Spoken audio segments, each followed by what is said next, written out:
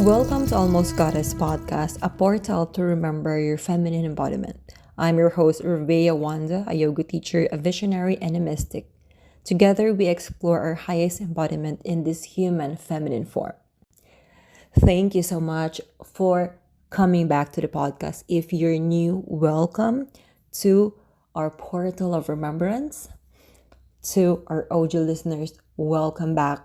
This may be a pivotal moment for me in this podcast. There will be a lot of feminine and female empowerment that is coming on as we focus moving forward with this podcast as an embodiment, an empowerment portal for us to remember our feminine power.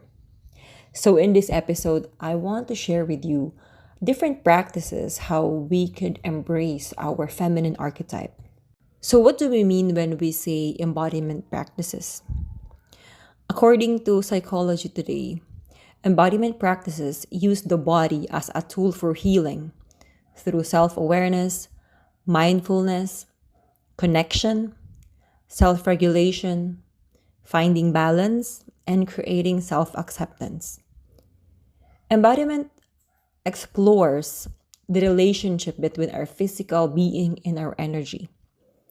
It involves the interaction of our body through thoughts and actions.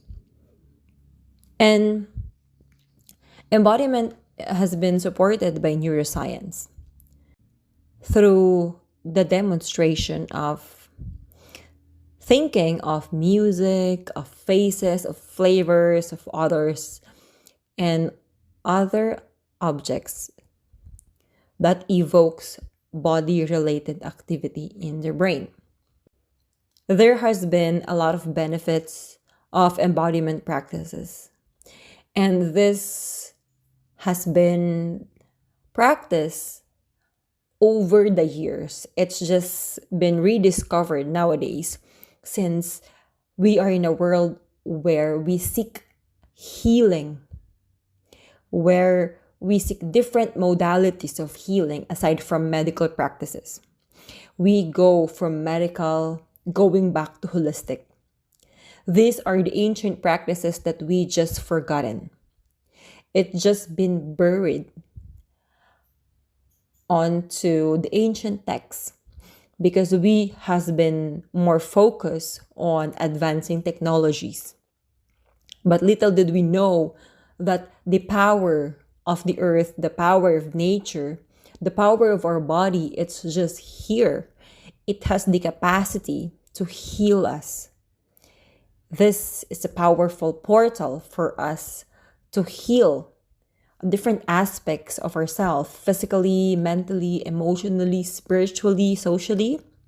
So now, embodiment practices has been used to reduce anxiety, anxious thoughts, and create a greater sense of empowerment and calm during challenging seasons that engages the body and reduces overthinking, overactivity of the mind. Surprisingly, it also helps for clients or for patients that's suffering with eating disorders. This part surprises me, that how can someone with eating disorder use the body to create acceptance? Using embodiment practices with people with eating disorder, it builds a relationship between the body and the mind, and it gives them a space for healing. It gives them the space to accept themselves. So on the other hand, why do we need embodiment practices to begin with? It all starts with connection. Yes, we need embodiment practices for healing and survival. Same reason why we are eating food every day. When we are hungry, we eat food. So what do we do when we are stressed? What do we do when we are anxious? What do we do to connect deeply with our body? It's this embodiment practices. It's a tool that you could put on your tool belt that you can always come back to. If you need a breather, if you need time to relax, if you need time to move your nervous system, decrease the level of anxiety of your nervous system, the fight or flight mode. And this is one of the best tool belt that you could put in your toolbox during stressful seasons of your life. It is like a therapy that you could carry on with yourself. Aside from journaling, this could be one of the best self-therapy that there is available. Handy with us, handy anywhere, anytime we need it. So, what are the embodiment practices that we could do, that we could practice every single day, aside from journaling? So, one of the best, it is one of the best. Maybe it's the top one embodiment practice there is movement. Movement in a way that is conscious to you, conscious to your body and your mind. Movement creates connection with your mind and the body. This is a form of communication between your mind and body. Movement in a form of yoga, dance, different kinds of dancing. Anyway, belly dancing, ecstatic dancing. This self-awareness practices that, especially dance. Dance is a language itself. Movement is the language between the body and the mind. With music, so it's sensory. So it involves the senses. Embodiment practices involves the senses. Listening, feeling, except for tasting. Yes, it can be with some cacao practices. Breathing if we use aromatherapy during these practices, which is more, it will enhance the practice. Say, for example, you're doing some rhythmic yoga. You're doing yoga with music, with aromatherapy. It's just all in one plate. So another embodiment practice that you could do is stillness.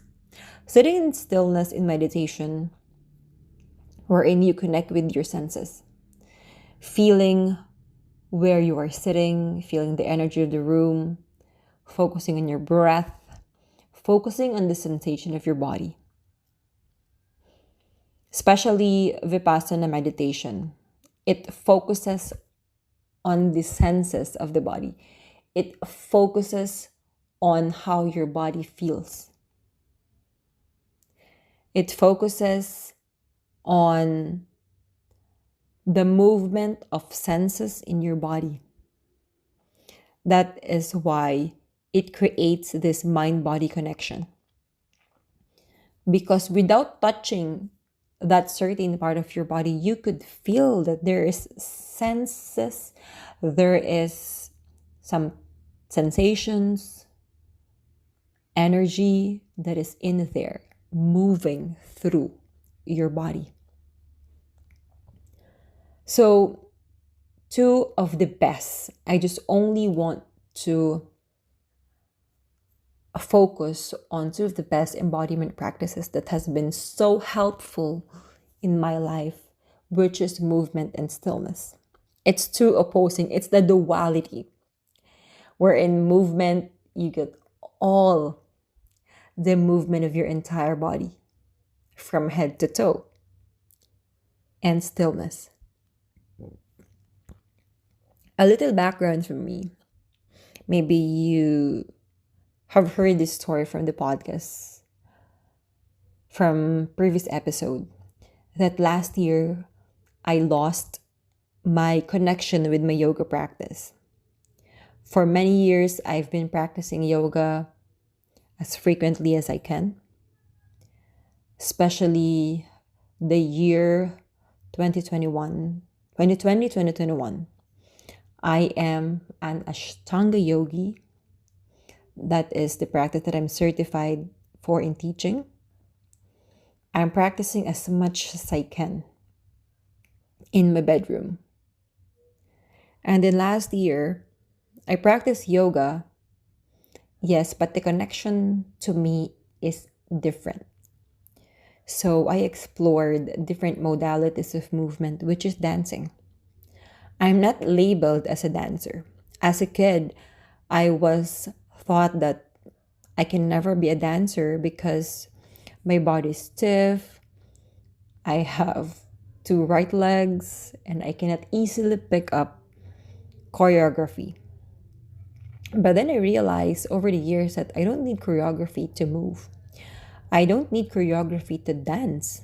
When I was living in Abu Dhabi, our family there have this birthday traditions wherein we will dance on one of the trending TikTok dances.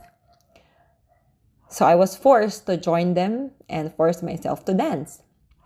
Surprisingly, part of me has just remember that even though I've been labeled as not a dancer growing up, there is this part of my body that naturally dances.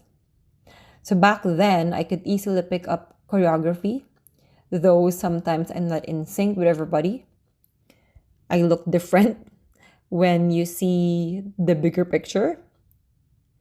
But then it feels like that is the start of my dance essence to spark.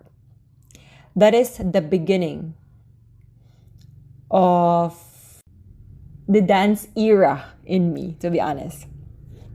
So I never dance, I don't do dance, but as my body is moving with them, with the choreography, it feels like part of me remembers that even though I'm not a dancer, I could explore different modalities of dance. So last year, when I was so lost of my movement practice, with my yoga practice, I've been disconnected with myself. I explored dancing. And lo and behold, I explored ecstatic dancing, which is a freestyle kind of dance. And my body is just flowing. My body is just melting with the music. My body is just moving with the rhythm of the music, the energy it carries. And it's one of the most beautiful feeling.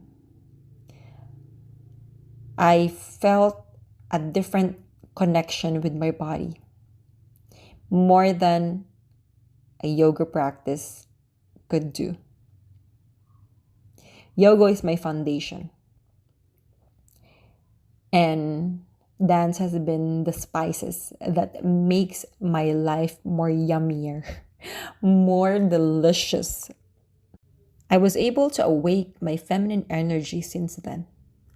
I was able to awaken my feminine era and distinguish which part of me is the masculine and which part of me is the feminine. It's been pleasurable to my body to move. I've been able to move some block emotion in my hips that has been sitting there for years. When I'm moving, I'm swaying my hips. It feels like some energy has been shake away from my body. And it feels beautiful. That's why I'm preaching this because it's very, very helpful for me in times of disconnection, in times of numbness. If you don't feel confident dancing in front of other people, that's okay. You can go dance in your room, alone in your room. If you're not comfortable yet seeing yourself dancing, you could close the light, play some music, and move yourself. Move your body. Listen to how it wanted to feel. Listen to how it wanted to move. Let it flow. Surrender to the movement of your body. Surrender to the vibration of the music. And see for yourself if the energy of your soul is calling you. Listen to what it wants you to do. Just surrender. Just surrender. If today it feels like only standing and listening to your breath, that's okay. Hold space for where you are right now. Don't pressure yourself. This is not a sprint. This is a marathon. You need to go slow. You need to feel every breath. Same with stillness. You sit in stillness and feel your breath as slowly as it is. Feel the sensation moving in your body as slowly as it is. So that's two of the best embodiment practices that I could preach for years because it's been so helpful for me. And it's easy. I don't want to list like a lot of different embodiment practices that will just overwhelm you.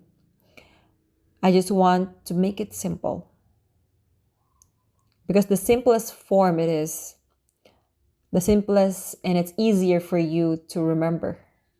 And there will be less resistance. There will be less resistance when you do that. The simpler, the less resistance and friction between you and the practice. So this is an encouragement for you to explore deeper what else your body is for.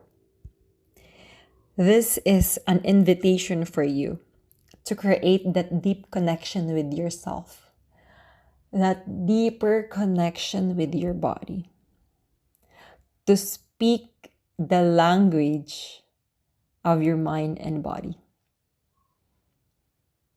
to speak in silence, to listen to that silent language between your mind, your body, and your soul.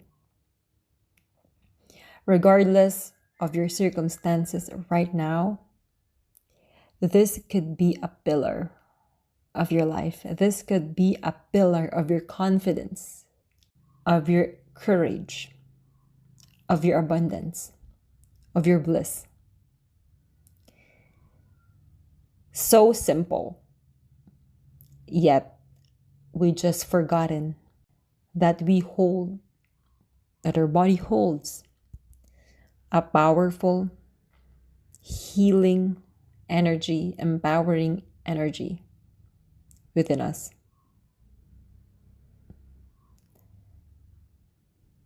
I challenge you. Move for as short as 3 minutes per day. Just one music. Move, surrender, sit in stillness, listen to your breath, and connect to your feminine goddess archetype with these embodiment practices. All right, thank you so much for joining me in this episode. It's been juicy. Good. I hope that you enjoyed this short but sweet and simple episode that we have for today. Thank you so much for joining me. I hope that you're living your life with magic and wonderful surprises. Don't forget to DM me or tag me for any takeaway at Revea Wanda on Instagram. Come say hi. I appreciate your feedback and your takeaways on this episode that we do have. Follow me on Instagram at Revea Wanda and on my YouTube channel for some video podcasts that I'm uploading from time to time. Thank you so much, and I hope that you are having an amazing day. See you again next time to another episode of Almost Goddess Podcast.